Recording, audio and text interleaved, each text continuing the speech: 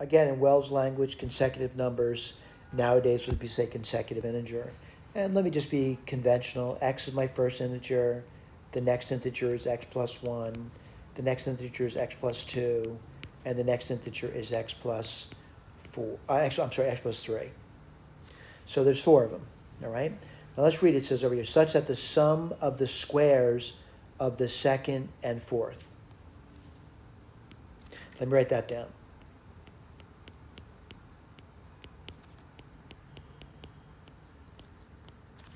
Okay, let me read it again. Find 4 consecutive integers such that the sum of the squares of the second and fourth divided by the sum of the squares of the first and the third.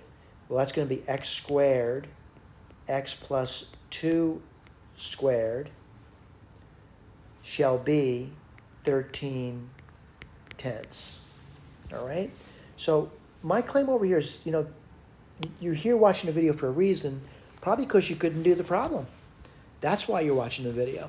All right? So, let x represent the first one, x plus 1, x plus 2, x plus 3. And then I wrote this one down over here. And again, if you're struggling with this, maybe the video is going to help you struggle further, get to the next step. But we got this over here. We definitely got that. Here's my problem, though. How did they get to the next step? So how did they get there? That's what I'm going to do now. But I'm going to start to erase this business here.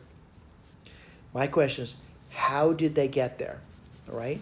Now, a lot of students are often saying, they must have got there. I don't see any writing, so they must have got there without writing. No, they had to write something down. And I'm going to do that now. What did they do? They squared the top or simplified it. That's x squared plus 2x plus 1.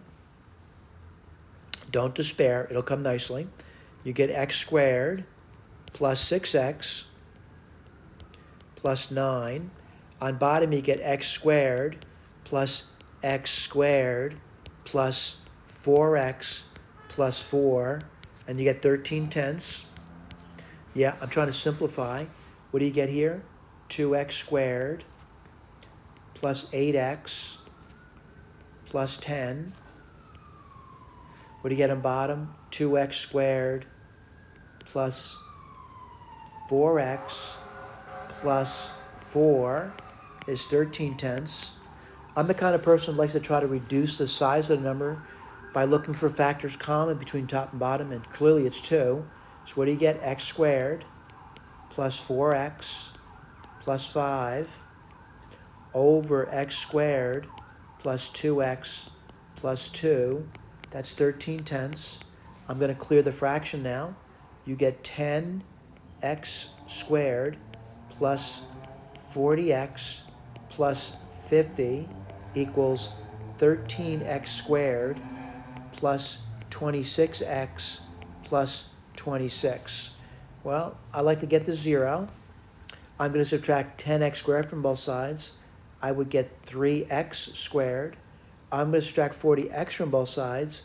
That would be minus 14x. And I'm going to subtract 50 from both sides, and that would give me minus 24.